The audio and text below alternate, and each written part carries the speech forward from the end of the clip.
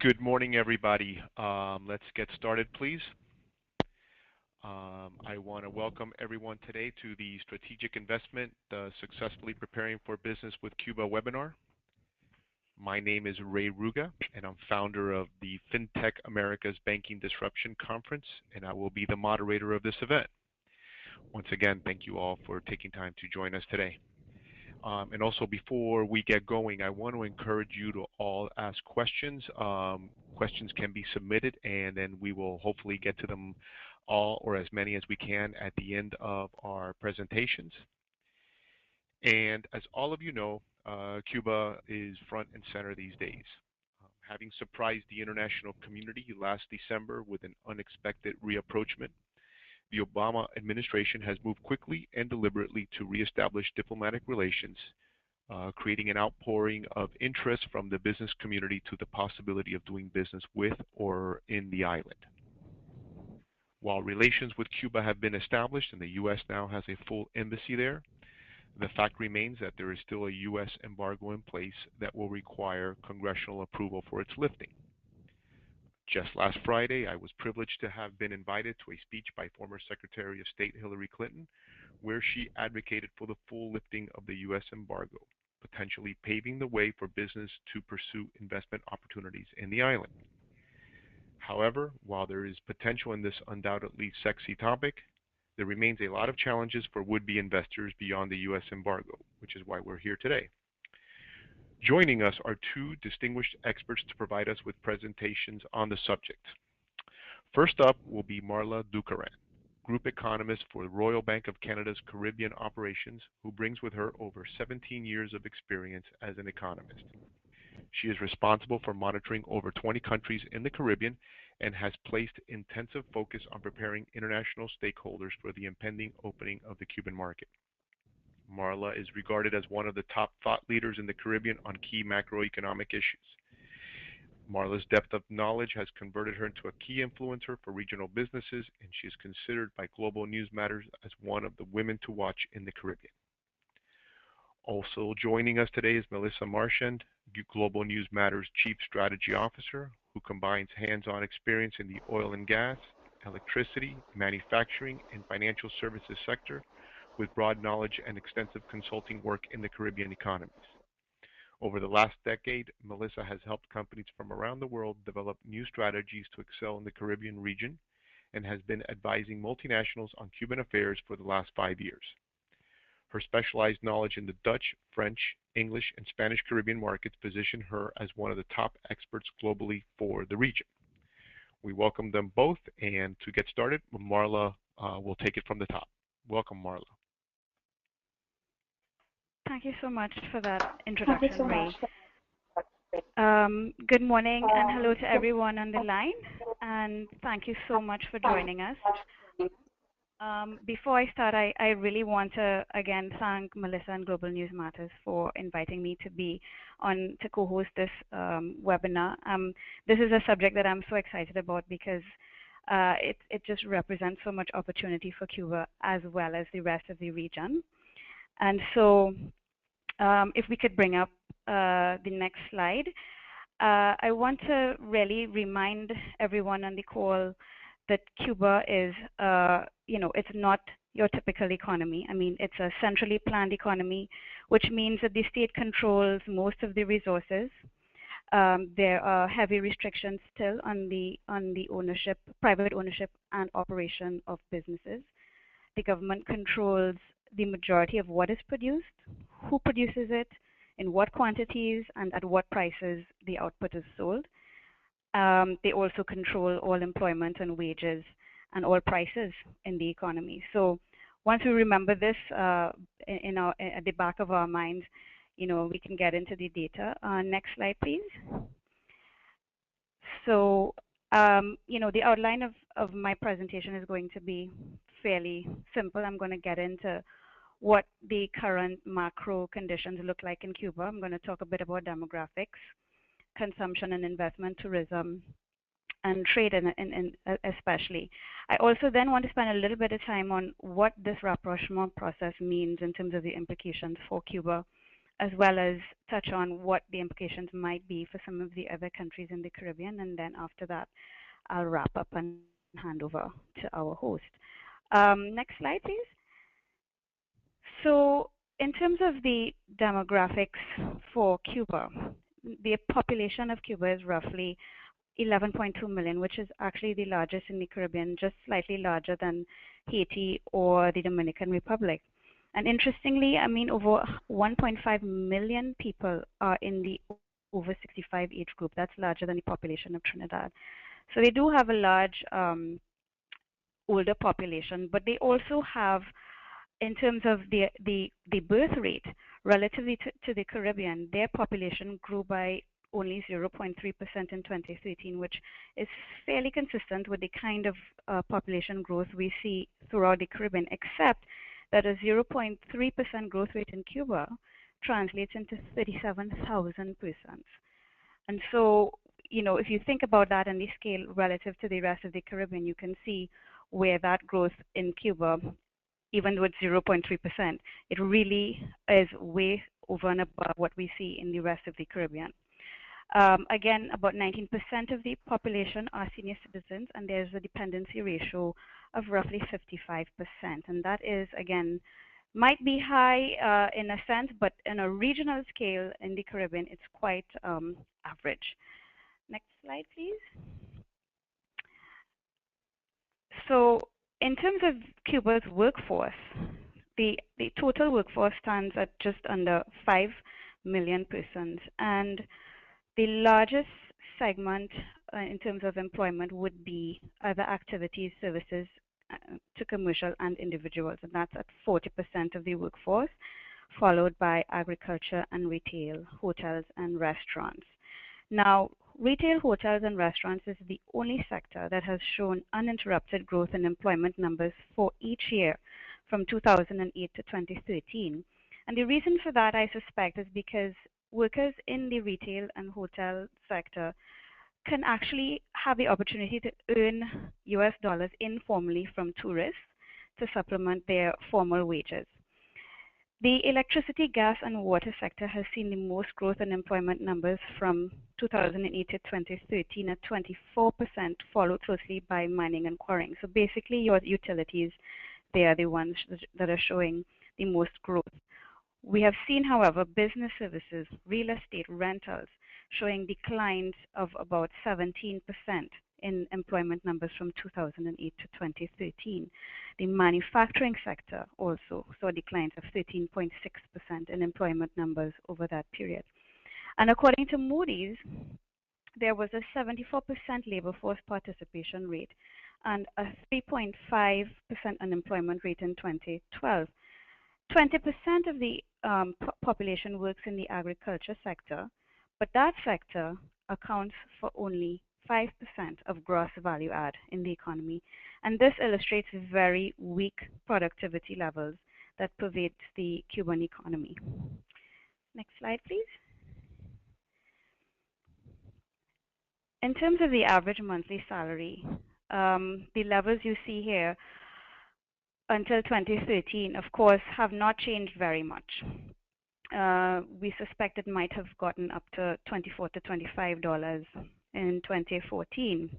And the highest wages are earned in the construction sector, whereas the lowest, again, as I mentioned before, in retail, hotels. And I think the reason why wages are suppressed in that sector is because of the shift that we spoke about in the last slide of employment numbers into that sector. And people are attracted to working in that sector because of the possibility of earning US dollars informally from tourists as opposed to just relying on formal wages. Incidentally, all private hiring must be done via the state agencies still. And so this is seen as an impediment to increasing private sector activity in Cuba, and it's one of the reforms that is needed going forward. Next slide, please. So let's talk a bit about consumption.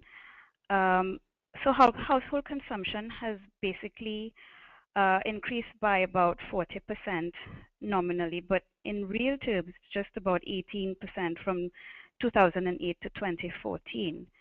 And as the chart shows, most of the growth in consumption has been satisfied by the farm and livestock markets and the markets of the self-employed, which are increasing actually, while the state markets have seen slower growth.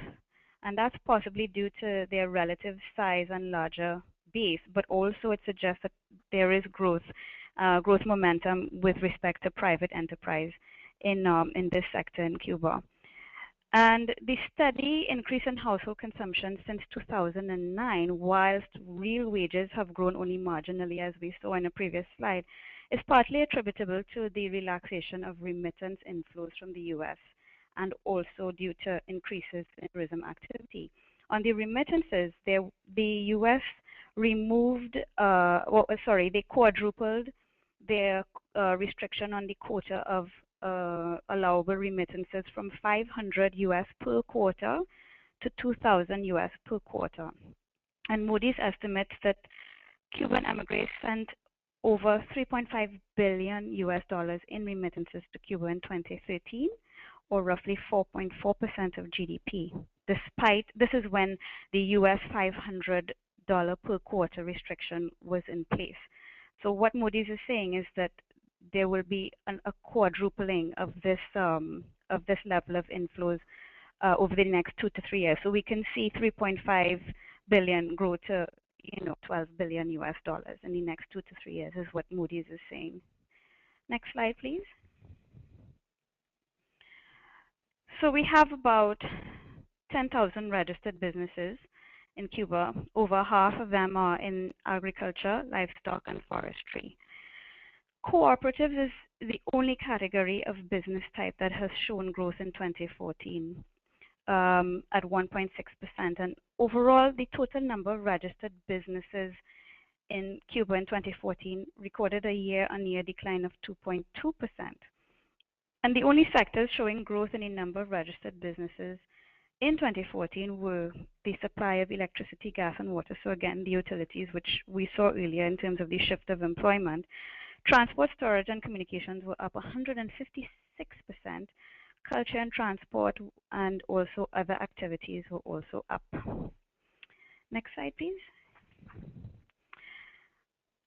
In terms of investment, which is done mostly via the state, investment reached US 5.2 billion in 2013, which is up roughly 13% year on year. And most of that we saw going to hotels and restaurants for the first time. In 2013, they saw the highest level of investment. Education saw the largest increase at 60%, but again at $802 million US. Hotels and restaurants saw the largest investment level at 33%. According to Moody's, the Cuban economy suffers from chronic underinvestment. Gross investment averaged 9.4% of GDP between 2009 and 2013. And following 5 years of gradual and modest structural reforms that sought to liberalize the economy, there is scant evidence that material progress has been made, according to Moody's.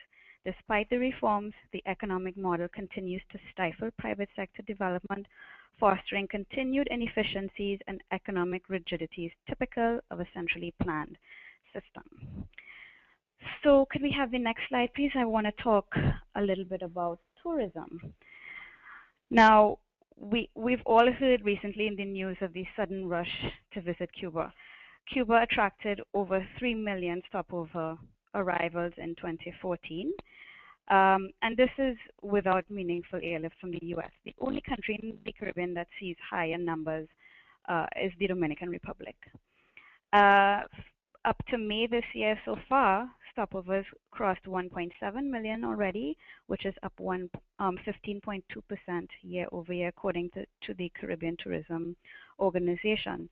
Now, some data according to the World Travel and Tourism Council. Travel and tourism contributed over 8 billion Cuban pesos to the Cuban economy in 2014, or 10.4% of GDP. The industry accounts for 9.6% of total employment in 2014 and 15.5% of total investment, according to the World Travel and Tourism Council.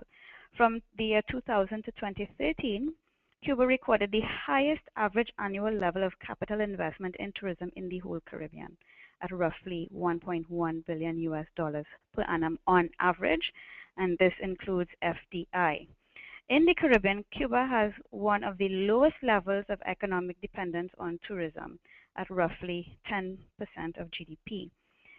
Occupancy levels in Cuba averaged about 45% in 2013 and 46% in 2014. So these numbers that you're seeing on the chart at 3 million stopovers, that's just 46% occupancy levels. Overnight stays of about 1.9 million in 2014 indicate that the average length of stay was just about 6 nights on average, and at this occupancy level, it suggests that they could possibly accommodate twice as many visitors as they had done in 2014, just to give you some perspective as to how much more can they take. In 2013, there were 431 hotels in Cuba and 63,719 rooms. Next slide, please. Canada is actually their largest source market for stopover tourism arrivals in Cuba, which is, they account for just under 40% of total arrivals.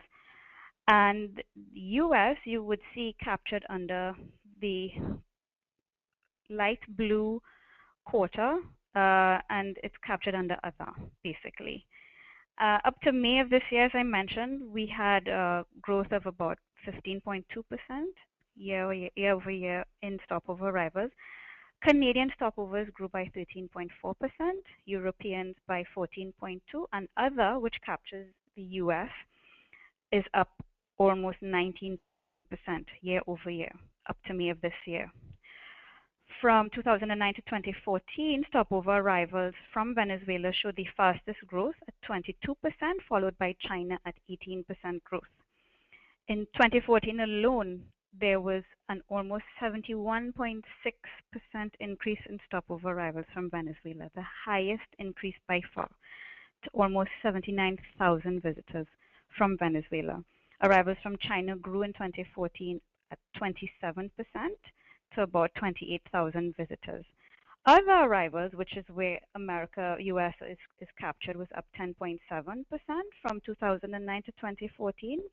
And in 2014 alone, grew by 38% to 755,000 stopover arrivals. Only England, Italy, and Spain showed declines in stopover arrivals to Cuba from 2009 to 2014. And so some estimates from US firms currently allowed to organize travel to Cuba suggest that demand from American visits could triple in 2015. And so they're expecting an increase of about 300,000 visitors. And as they're seeing interest rising significantly. The only constraint that they're seeing is that most of your higher end properties, tourism properties in Cuba, are pretty much running at full capacity. So right now, you only have the more budget conscious properties available with surplus capacity. Next slide, please. So we're going to talk a bit about growth, inflation, and fiscal, the real macro stuff. In terms of growth, you would see in this slide that we've, in 2014, we were down from the highs. I mean, growth at 1.4%, and this was largely precipitated by what's going on in Venezuela. Basically, the officials are projecting around 4% growth in this year, given that in the first half of this year, they saw growth estimated at just over 4%. Based on better performance in manufacturing, construction, retail, and wholesale. The EIU, they're actually forecasting growth at 4.4%, up from 4.1%, citing strong tourism growth. All of this, I think, is still dependent on not just what's happening in Venezuela, but they also have local constraints to address. And so 4% might seem reasonable, as well as depending on how things progress, it might come in a little bit softer than that. Next slide, please. In terms of the sectors, you have the largest sectors being commerce and repairs at 19%, public health and social assistance 17%, manufacturing excluding sugar at 13%. Those are the largest sectors, whereas science and technology, hotels and restaurants, as I mentioned earlier, business services and real estate are the ones that are growing fastest. Next slide, please. Cuba has had relatively subdued inflation, but that's pretty much a function of tight price controls exercised by the government. In the middle of last year, middle of 2014, the government announced that they're going to implement some monetary reform starting this year into 2017 that unifies two currencies, the CUC and the CUP, the Cuban peso. And if this reform does take hold, it could have an inflationary impact. The other inflationary impact might also come from the fact that if Cuba increasingly has to go to the open market to buy fuel, where Venezuela has fallen short, it means that they're going to have to pay market prices as opposed to subsidized prices that they get from Venezuela. And that's going to have an inflationary impact throughout the economy. Next slide, please. According to Moody's, Cuba's fiscal deficit tends to be low simply because they don't have access to international finance for their deficit. So it means they, subject to these constraints, they have no choice but to exercise fiscal restraint. That for sure is part of the reason, but whatever it is, the point is they do run deficits, but generally deficits, on average about 2% of GDP, which is not unusual in this region. Lots of countries in this region run much higher deficits on a consistent basis. Next slide, please. So in terms of exports, Cuba, relative to the rest of the region, has a well-diversified export base, which includes minerals. Cuba actually has the 5th largest nickel reserves in the world. They also include agricultural produce, livestock, tobacco, etc. And a large portion of Cuba's nickel is actually refined in Canada. Next slide, please. So that makes Canada one of Cuba's largest trading partners. But Venezuela is, however, the single largest trading partner at about 43% of Cuba's exports. Next slide, please. And if you look at Cuba's imports as well, Venezuela is also the largest source market for Cuba's imports, again, at about 44%. And most of that would be fuel and oil, as mentioned earlier, under that agreement, which is similar to Petrocaribe with Venezuela. Next slide, please. So, just to talk about some of the implications of this rapprochement process. From my perspective, I think, we saw recently that the U.S. government has actually made travel for U.S. citizens easier to Cuba. So they're steadily removing restrictions, whereas we did not see the reverse happen in Cuba. And I think part of the reason for that is I think the Cuban authorities are aware that they might have an outward migration problem when they do, or if they do relax their travel restrictions on their citizens. Possibly some brain drain as well. I mean, which is a factor throughout the Caribbean. Another issue that I see in the short to medium term is that unification of the dual currency system that I mentioned before, potentially causing price disruptions. But it is a critical and necessary reform that has to take place because it creates all kinds of distortion in the economy and prices right now. The state control of banking sector, there are about 10 banks in Cuba and 9.5 of them are controlled by the state, the other half of one controlled by Venezuela. We saw that they were able to establish correspondent banking relationships with a bank in Florida, but I think that the level of control in this industry is a constraint to FDI and to international business activity taking place, probably also affecting productivity. Uh, Also, there's a high level of uncertainty regarding political transition and succession in the current regime that could place a dampener on confidence and FDI inflows. And again, Venezuela's economic challenges could also continue to place some sort of dampening effect on Cuba's overall macroeconomy as well as inflows of FDI. One critical thing in terms of Cuba's ability to trade with the rest of the world and with the US, as that is increasingly possible, is the availability of US dollars.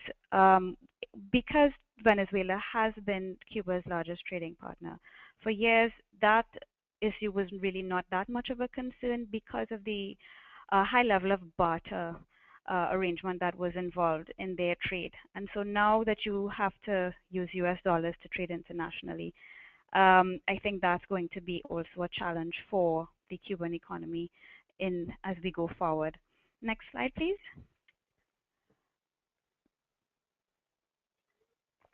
So I just want to touch briefly before I close on what are some of the experts saying about what the likely impact might be for the rest of the region. There were a couple of papers done by the IMF. I think they're updating this paper right now, the 2011 paper. And incidentally, what they said is that an opening of Cuba to US tourism would represent a seismic shift in the Caribbean's tourism industry. An industry-wide shock such as this occurs only once in 100 years. And what they were saying is that there would be a substitution effect that basically pulls tourists away from neighboring US-dependent tourist markets such as Jamaica, Bahamas, for example, and those tourists would be, because of the price and income substitution effect, will shift to Cuba instead. Next slide, please. The IDB also did a paper that had similar conclusions, although they saw that Barbados would actually benefit as the European travelers shifted to other territories away from Cuba, which we saw a bit of that happening. As I mentioned earlier, we saw declines in some of the European market arrivals. Now, this slide from the IDB is showing, and they're contending that CARICOM has already been losing market share to Cuba, and this is without the whole rapprochement process beginning in the US. Next slide, please. And finally, some work done by an aviation research company called Boyd Group International. They weren't quite as optimistic as I've seen some analysts be. They're saying that lifting the trade embargo will not result in an avalanche of new business for Cuba. Cuba today can and does trade freely with the rest of the world. Unfortunately, their economy has been engineered to the point that it produces little, and the nation has been on at least partial life support for most of the last half century, first from the Soviet Union and more recently from Venezuela. There will certainly be opportunities for travel growth to Cuba, but only after a whole galaxy of economic and political planets align. That's according to Boyd Group International. And so if we go to my last slide, just to summarize at a very high level, there is a lot of potential for Cuba, and I think there is a lot of potential for the rest of the region as well. But it's not going to happen overnight. We have quite some time and quite a lot of work that has to be done. But I think we have to be deliberate in preparing to harness these opportunities as well as in mitigating the possible risks. And so I will end there, and I will turn it back over to our host, Ray. Thank you very much. Thank you. That was fantastic. And now on to, before we go to Melissa, just remind everybody, if you have any questions, please submit them. And after Melissa's done, we will then go to the question and answer period.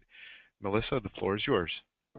Thank you very much, Ray, and good morning to everyone. I'd like to start off by thanking you all for joining us today to take a closer look at what has traditionally been a very evasive market for many companies.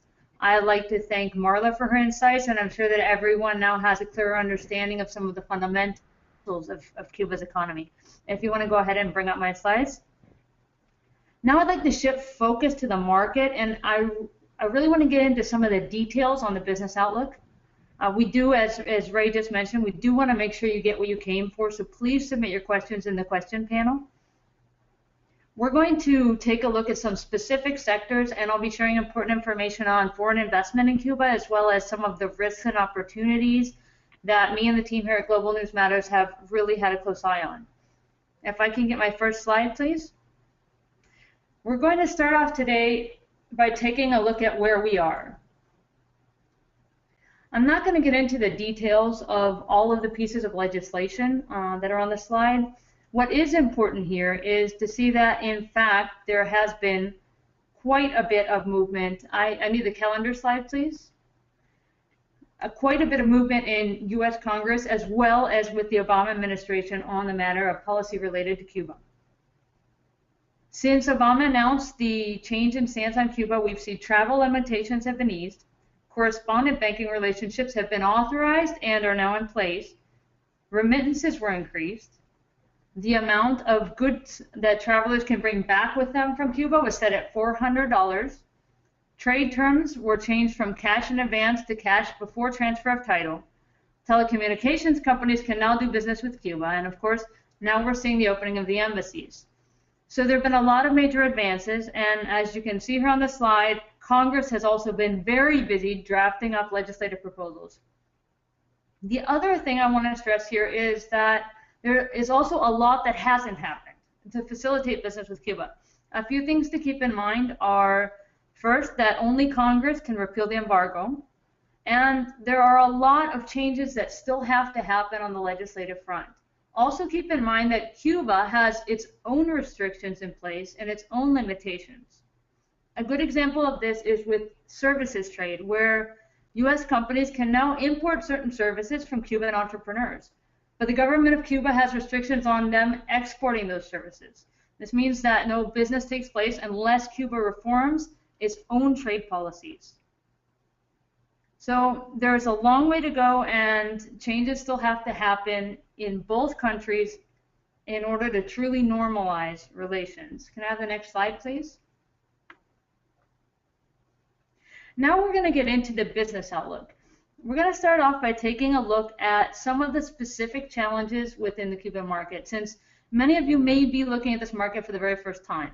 So as we go through this, I want you to think of these challenges as gaps, and they're gaps that can be closed. So just ask yourself, what's the opportunity here when we start looking at these things? There are many types of market distortions in Cuba. There's some basic facts which are really important to understand.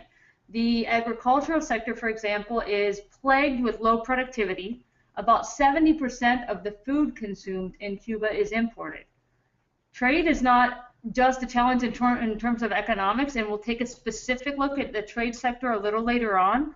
But just for now, consider that one of the reasons that Cuba has been missing economic targets is transportation and logistics. It's the result of underinvestment, so it's not going to be corrected in a few weeks or a few months. The dual exchange rate system is supposed to be phased out, but the government has not yet gotten clear with the market about what the exchange rate is going to be. And that has left a lot of speculation. In fact, the government has given mixed signals to the market. There's a lot of ambiguity and uncertainty around the exchange rate. Another thing to keep in mind is, just in general, when looking at the economy, is that Cuba historically was heavily subsidized by the Soviet Union. And through the years, the reliance has switched to Venezuela. Cuba cannot expect to continue to receive $10 to $12 billion a year in support from Venezuela, since Venezuela is dealing with its own deep economic crisis. Cuba's government needs to quickly find new sources of foreign currency, and that is actually going to take some time. You have a high market concentration in the state sector. The state sector is highly inefficient because there's an absence of competition.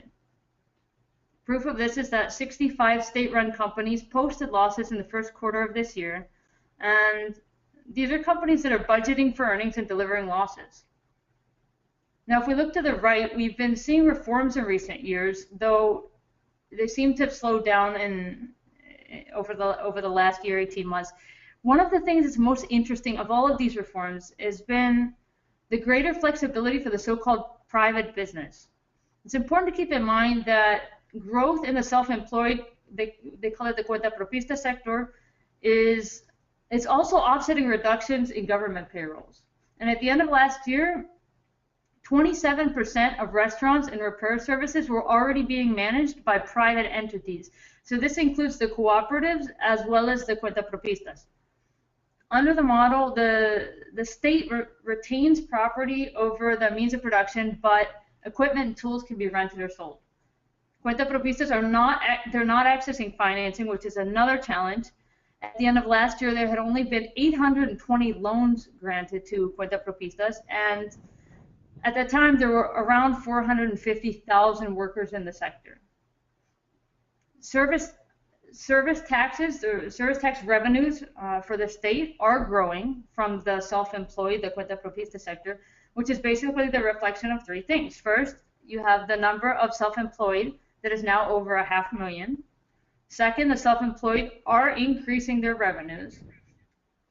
And third, the government is becoming more efficient at collecting taxes from the sector. Can I have the next slide, please? Now we're going to take a look at a few of the top business sectors to get a better sense of what's going on in the market. So starting off with tourism, and Marla spoke to tourism a little bit.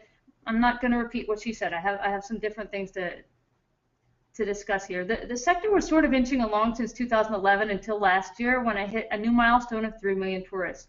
This year, it reached the 2 million mark on July 10th and grew almost 16% in the first half of the year. Easing conditions on U.S. travelers are expected to make a difference, but even with all of the restrictions on travel that were in place last year, the U.S. still brought over 386,000 visitors to Cuba. And through July of this year, U.S. travelers to Cuba, and this is excluding Cuban Americans, so the non-Cuban Americans only, increased by more than 50% in the first 7 months of the year to almost 89,000. So the figure could reach 145,000 by the end of the year.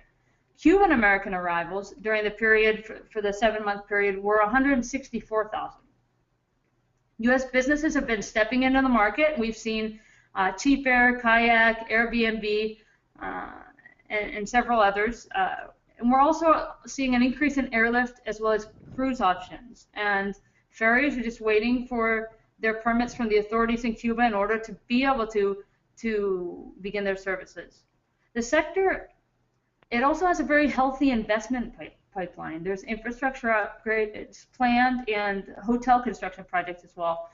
One final detail about the tourism sector that I'd like to give you is that the sector contributes about $2.5 billion a year in foreign currency to Cuba. And so I just want to keep that number, $2.5 billion for tourism. Just keep that on your mind. Okay, can I have the next slide, please? Okay, now getting into trade. When we look at goods trade, there's a clear gap where Cuba exports about $8 billion less than it imports. One of the major problems is that containers arrive full and they leave empty, and that has both real and opportunity costs. The logistics and transportation sectors also need capital investment. Transport reforms and policy are going to be a key part of that. The railway system and vehicle transport have both registered low availability this year. Difficulty getting spare parts and maintenance problems are a major part of the issue. Cargo transport missed its targets in the first half of the year by 700,000 tons, which, just to bring that into perspective, relates to 1.9 million tons that's currently forecast for the rest of the year, for the entire year. So that's a major miss. We can't talk about trade without mentioning Mariel. The port expansion project cost over $800 million. It was funded by Brazil, built by Odebrecht, and it's operated by PSA out of Singapore. Mariel has capacity for 1 million containers per year, and it's currently operating at about 40% of capacity. Mariel also has a special economic zone, and we'll discuss that a little bit more when I touch on investing in Cuba.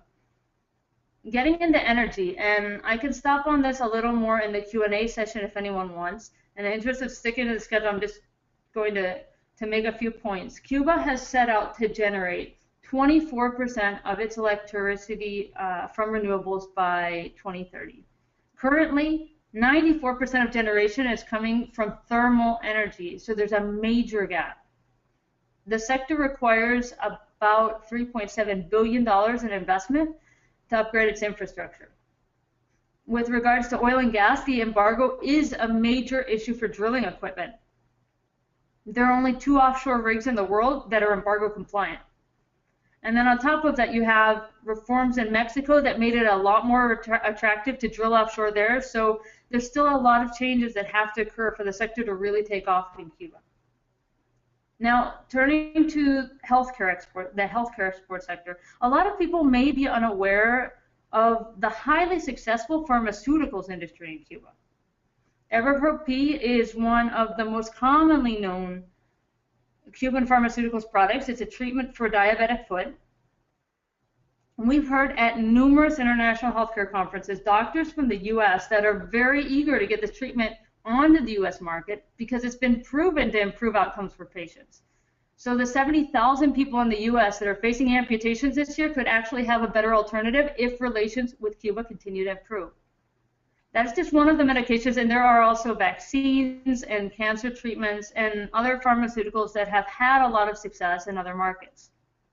As far as medical exports, medical service exports go, there continues to be demand for medical services on the international market. So it just becomes a question of how fast can Cuba really prepare and train physicians to work in other parts of the world. Now, you remember I asked you to keep the $2.5 billion in foreign currency generated from tourism on your mind. The healthcare sector generates $8 billion in foreign currency for Cuba. So, I think it's a very important sector for everyone to be watching. Now, moving on to agriculture, tobacco, and sugar. The first thing to point out is that Cuba has not been exempt from the drought that nearly all of the Caribbean islands are facing this year. Reservoir levels are very low. Cuba suffers from low agriculture productivity, which I mentioned earlier. About 70% of production is sold to government at 30 to 50% below market prices, which is a major incentive buster. Transportation challenges are another difficulty for the sector. The state-run agribusiness is very inefficient, and overall last year, around half of agricultural lands were completely unused. Getting into the sugar sector, the sugar harvest was up 18% in the first half of this year, and that sounds like a great result. It was the highest production in over a decade. However, mills operated at only 65% of capacity. And the industry is far from where it was back in its glory days. Last year, sugar production amounted to 1.8 million tons, and just a few decades ago, it was over 8 million tons. That said, Cuba only consumes about 700,000 tons of sugar each year, so there's still a lot of opportunities. As for tobacco, if restrictions were completely eliminated, the upside is estimated, restrictions from the U.S. were completely eliminated. The upside is estimated at about $200 million per year in cigar sales. Habanos is currently selling about $450 million per year in exports, so if U.S. barriers were completely removed, Cuba would be neck and neck with the Dominican Republic in terms of cigar export sales. Can I have the next slide, please? The last sector we're going to talk about specifically is technology, and in many senses, technology is going to be the #1 barrier of entry for doing business in Cuba. The government has a tight control on the technology sector, not just telephony, but technology in general. Internet access is the second slowest in the world after Equatorial Guinea. It's also very expensive. Telecommunications in general suffers from underinvestment and major gaps in service quality, reliability, uptime, and whatnot. As far as consumers go, about 23 out of every 100 residents had a cell phone last year.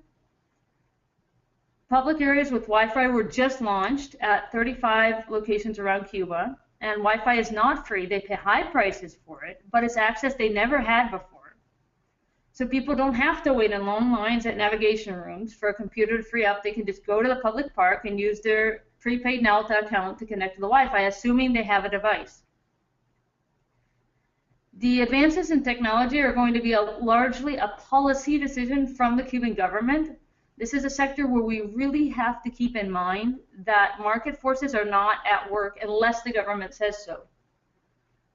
The last point I want to touch on here is financial services and payments technology, which is very important to the way many of us are accustomed to doing business. If all goals are met, there will be a total of around 4,000 point-of-sale machines for processing credit and debit cards nationwide in Cuba at the end of this year. So that's a very low number. So payments technology is also highly underserved in Cuba. Could I have the next slide, please? Now we're going to talk a little bit about foreign investments. Cuba's foreign investment law came into effect in June of 2014, and I've highlighted here some of the major incentives that were created under the law. There's three that we're going to talk about specifically. Direct hiring is first. Under the law, you do not get to negotiate freely for employment. So if you meet someone and you want to offer them a job, you can't. You have to work through a state employment agency. Second, the law reduces the corporate tax from 30% to 15%, which is a major adjustment, and the first 8 years FDI projects are exempt from profit tax, so it's zero rated. The third thing I want to mention is the three models available, which for the first time allows for 100% foreign-owned companies as well as JVs. Then there's also what they call the international economic associations, like management contracts for hotels, contracts for services, and so on.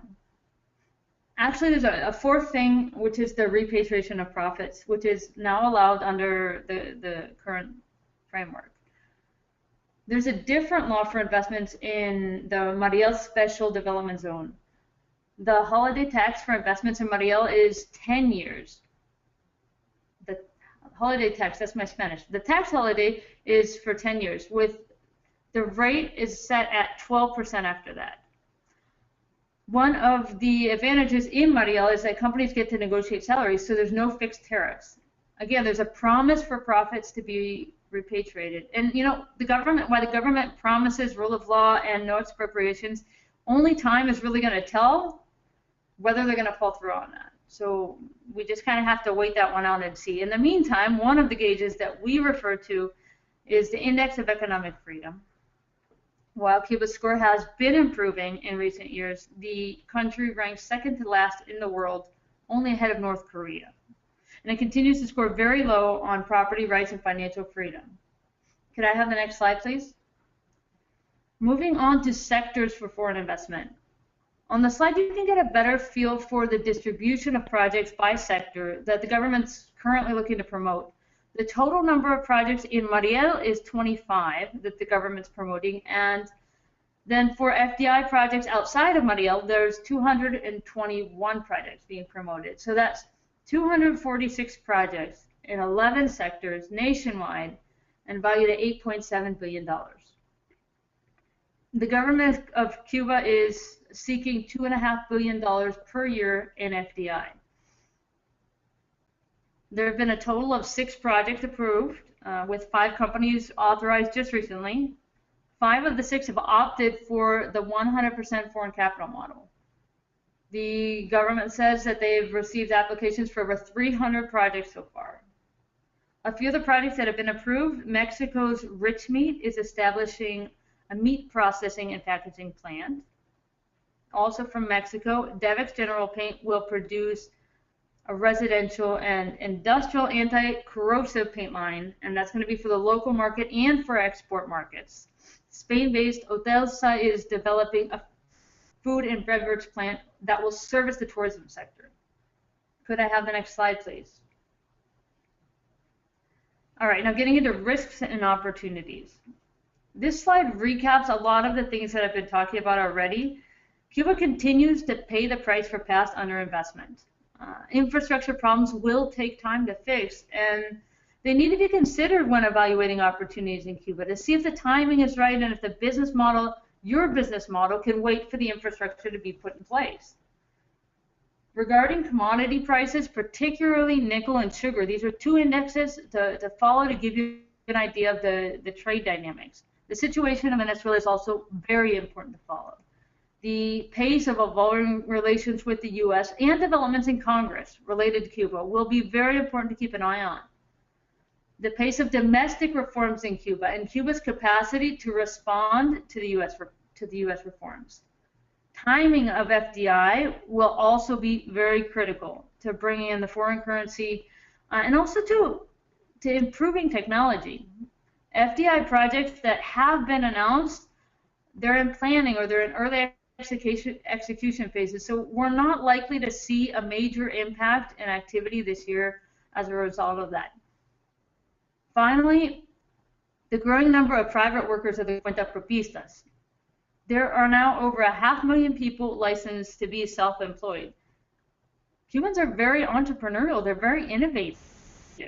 And we really expect that the more freedom people have to really exercise these skills, we expect to see some very interesting businesses and innovations coming out of Cuba.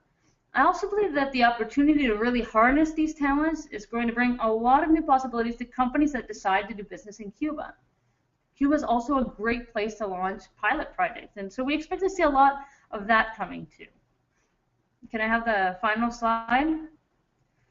So that's basically what I brought here for you today. And before we transition into the Q&A session, we'd like to thank you, and our team has also created a discount code for anyone participating today that has not yet purchased the Cuba Business Outlook 2016. So we wanted to let you know about that. You can learn more about the report at globalnewsmatters.com/Cuba.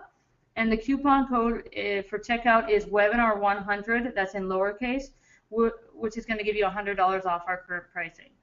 So now we would like to take some questions from the crowd, and so I'll stop talking and hand it back to Ray. Thank you. Thank you, Melissa, and thank you, Marla, for those insightful presentations. And let me encourage everyone again to, if you have any questions for either Marla or Melissa or both, to please submit your question, and we'll hopefully get to all of them. We will be going on for the next 8 minutes till 12:30 p.m. Eastern Time, and we'll take it from there. So I want to start in terms of asking, and Melissa, I guess we can begin with you in terms of what, in your opinion, needs to occur for us to begin to see a material increase in investment in Cuba. What are some of the first signs, in addition to and assuming the lifting of the embargo, but even in spite of that? I think that and that's a great question. I really appreciate that. I think that one of the things we need to see is infrastructure. There's just an absence of the level of infrastructure. Infrastructure gives a lot of confidence to investors. Are you going to build a hotel if there's no electricity line to go to it? How long is it going to take the electricity line, the served water pipes, the network access? How long is it going to take to get that there? So I think that that's one of the things that we're going to really need to see. One of the things that I'm excited about is seeing the opportunity for some multilateral lenders to actually get to start to do business with Cuba. I think that could provide a lot for the country in general, because it can help them work through some of these things, as well as general policy changes. There's I also mentioned this too. There's going to have to happen. We're going to have to see some policy changes in Cuba on things like, what is their policy for developing infrastructure? What is their policy for maintaining infrastructure? I mean, all of these things need to evolve as well in order to give the investors the confidence. And then, of course, there's so many limitations in place. I think that we're going to have to see things moving at a faster pace between the two countries if we're looking at U.S. Companies that are going to be investing in Cuba. Thank you, Marla. Do you have any input on that? Where's the money going to come from? I mean, Melissa mentioned the multilateral institutions, but I would suppose that there's going to have to be some private sector. Is the Odebrecht-Mariel models a blueprint for moving forward on developing infrastructure? I want to agree with Melissa that there needs to be a better articulation of their development policy.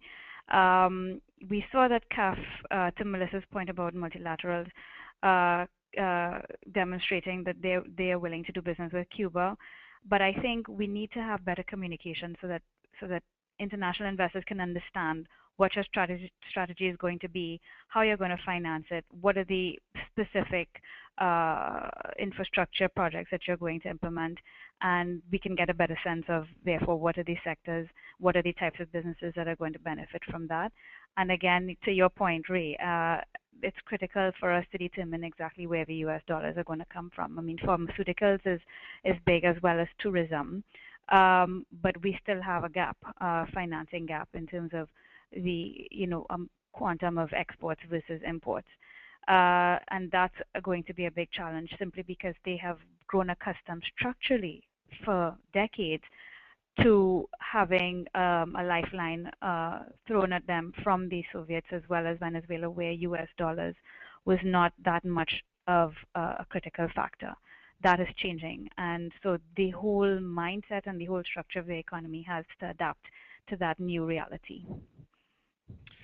Okay, and now I was able to travel to Cuba a couple, well, not that long ago, and the tourism infrastructure is still quite behind the infrastructure of some other Caribbean countries. In terms of that sector, which seems to be maybe the lowest hanging fruit, what do you anticipate is going to happen, and do we anticipate the Spaniards who have been the leaders in that space to continue, or do we expect to anticipate other players coming into the market? I think, yeah, the I'll go ahead Spanish have. and answer this one. Oh, I'm sorry. Well, Melissa, you go ahead.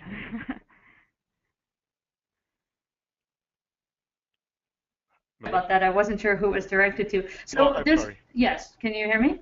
Yes. Okay. All right. So there's actually there's been a lot of projects announced recently. So we're seeing there's a Covarrubias, Meliá has an investment in Cuba. Beijing Enterprises announced a $460 million golf club project in Belmonte. And Gowai also just recently announced its intention to invest. There's a lot of other projects in the works. So I don't think it's just going to be the Spaniards. I think we're going to see it coming from different places in the world. And again, the infrastructure piece is absolutely key. There's a plan for airport development, but we've also seen several different plans. Like a plan's announced, and then another plan's announced a few weeks later, and so it's just like, okay, well, which one is it? Announced by government? No, not announced by media, but actually announced by government. So I think as Marla was saying before, as we get clear on the infrastructure development, that's really what's gonna move the needle. And then of course we're seeing the investment and interest coming from different parts of the world. Now, if Melissa, I mean, if you had to rank in the top three industries that you anticipate will be attracting investment in Cuba, which ones would they be? Very interesting question. So, I think that there's going to be a lot in general of opportunity opening up for small businesses to work with Cuba. So we're not going to only see like large corporations that have access or opportunity in this market. I think we're going to see a lot of small businesses as well. So because of that, tourism I think is one where we're going to see opportunities for smaller investments, $50,000 investment, a $200,000 investment to come in and actually put together different types of businesses. So I think that that's one of the ones where we're going to see a lot of activity. Not necessarily that it has to be a $200 million investment or a multi-hundred million dollar investment. Trade is another one. If the trade sector is not performing better than it is now, things just are not going to move in Cuba, and I think the government's well aware of that. And then the other one is agriculture. Like I said, only half of the arable lands are actually being cultivated in Cuba. You have a gap where you have 1.8 million tons of sugar being produced, and you had a few decades ago 8 million tons. So it's a huge gap. There's a lot that can be done, and so I think that that's the other area. And then Mariel is also, it's a very attractive areas. So I think that we will see some manufacturing and different things going into Maria as well. Well, I think in terms of there's obviously an underutilization of capacity, so there's a tremendous amount of upside. But I think it's also important to keep in mind that we're still talking about a country of 11 million people and a relatively small economy. So there's a lot of room to grow. I think there's still a lot of work to be done, particularly on the policy front. And the Cubans have a lot of work to do to come to grips with exactly what their model is going to be moving forward. Well, this we have reached 12:30. This concludes our webinar. I want to thank Marla and Melissa for their presentations, and I want to thank everyone for who has attended and heard the presentation. Remember, there is the coupon for the Global News Matters Cuba Business Outlook.